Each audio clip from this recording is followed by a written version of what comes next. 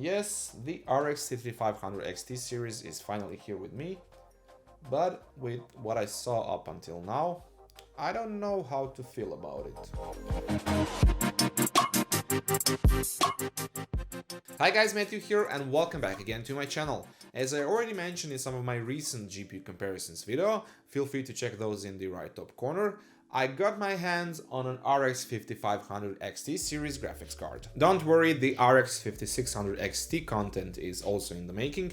I've just received my sample, and besides doing a review of this particular model from Sapphire, I will be also doing a couple of comparisons video, including with this Gigabyte RX 5500 XT gaming OC 8GB model. You are probably wondering why did I in particular point out the 8GB of video memory? Well, the RX 5500 XT series, as a lot of budget-tier graphics card models in history, comes in two video memory amount flavors, 8GB and 4GB. Of course, one is more expensive than the other, but will offer some additional performance in more video memory hungry games and applications, so you will have to do some weighing in terms of your purchasing decision.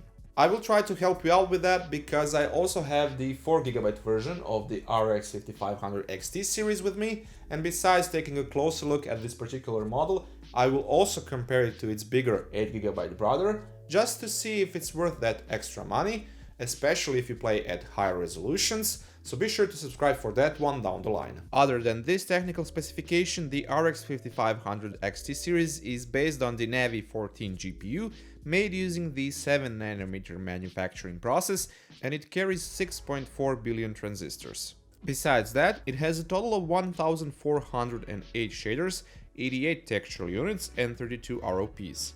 This Gigabyte RX 5500 XT gaming OC 8G model in question has a factory overclocked base clock of the GPU, bumped up by about 80 MHz. In particular, the boost clock runs up to 1845 MHz. I will check that out in person a little bit later on, while the GDDR6 video memory is clocked at 14 gigabits per second, which is AMD's reference clock for this card. Taking its declared 130 watt TDP into consider, you could say that Gigabyte maybe went a bit overboard with the cooling, at least when you look at it in terms of the overall size of the card, but I personally don't mind it, because it makes achieving a silent operation and lower temperatures a bit easier. Their gaming series cooling solution is pretty much their go-to choice on majority of their models, before all topped up with 3 of their 80mm fans, where the middle one is spinning in the opposite direction to reduce turbulence. This one also has a 3-part aluminum heatsink configuration, granted it's a bit thinner, but that makes sense considering the lower TDP, interconnected with 2 heat pipes which are in direct contact with the GPU, so they can more effectively pull away the heat from it. The heatsink also makes contact with the video memory around the GPU, and on the front, towards the video outputs, it has another point of contact with the VRMs and card's power design. Speaking of the video outputs, you will get a total of 4 of them, 1 HDMI and 3 display ports. Turning the graphics card onto the other side, we have a big metal... Wait, nope, it's not metal, it's plastic. Well, that's the first one for me. I was actually wondering when they will start doing this and how come they didn't do it up until now, but I assume this is their way of giving you that premium feel while still keeping their cost of production down. What do you think about this move? Leave me your thoughts in the comment section down below. The plastic theme continues with the top shroud of this model, but that for one is not unusual. While I don't have anything in particular to say about its overall design, it's a pretty simple looking 2-slot 284mm long graphics card, mostly colored in black and a little bit of grey. It will blend into almost any build, while they did put a Gigabyte logo on it, lit with RGB LEDs. Let's now jump over to some of my gameplay footage with this card. The live performance figures will be in the left top corner of this video, and in the description box down below you can find my setup which I used here to test out this GPU. And if you have any question about this particular model or anything in general, feel free to leave them in the comment section down below and I will try to help you out. And now let's play some games. What is this? That's not game playing, that's piano playing.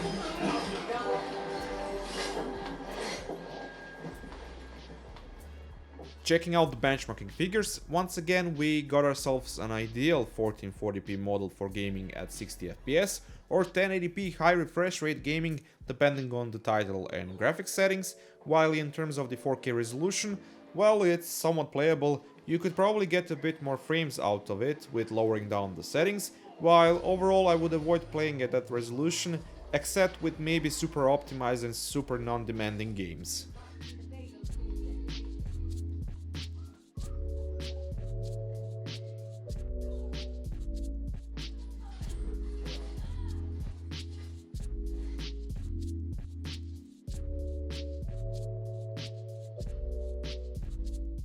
Taking a look at the GPU clock speeds, in the end it was just a tad above that GPU boost clock claim, slightly over 1850 MHz, but mostly hanging around that mark depending on the game, all in all really stable and locked in, and not moving about that much. Incorporating some overclocking into it, I've managed to raise my particular sample by about 150 MHz on the GPU clock speed, so it was running at just a bit below 2 GHz mark, with memory being maxed out at 1860 MHz, which resulted in about 5 to 7% additional performance jump. I didn't do any undervolting on it, since I was quite pleased with the thermals and noise performance, but of course there's always some room to do that if you want to make the graphics card as efficient as possible. Speaking of the temperatures, during all of that testing the GPU temperature didn't exceed 70 degrees Celsius, hotspot being just a bit above 80 degrees Celsius, but that was sort of expected since this is not a high TDP GPU in question. The idle temperatures were roaming around 40 and 50 degrees Celsius, and in that case the fans were completely off. On the other hand, under load they were usually running around 10 to 1400 RPM once they taper off, because Gigabyte again didn't fine-tune the fan profile for this model. It ramps up to higher than it needs fan speed soon after it goes under load, and after everything settles in, then the fan speed overall lowers down, although it still moves about, like it has no time buffer or tolerance for slight temperature difference, it just acts right away, which can sometimes be annoying noise-wise because of those changes in pitch. But overall the card was basically whisper quiet, and that's on an open test bed. Here's a short sound clip of the fans when the card is under load, while also showing you the sound meter for a measurement comparison.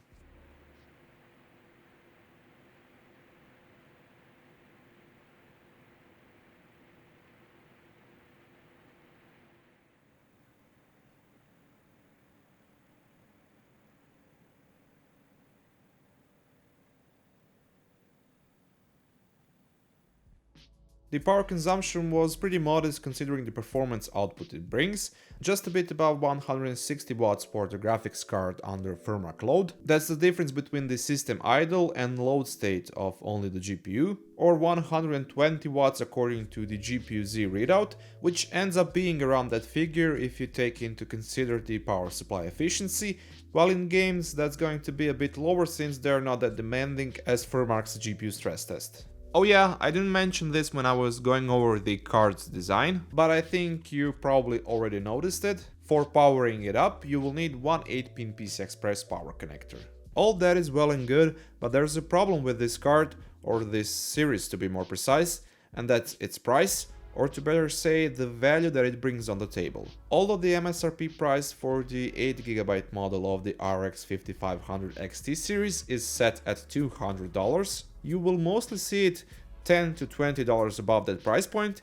In particular, this Gigabyte's model goes for $220. With that said, this series at this moment doesn't represent that great of a value as some of its competitors, even against AMD's own lineup, and I'm planning to take a more in-depth dive into this topic with doing some GPU comparisons in the very near future, so be sure to stick around.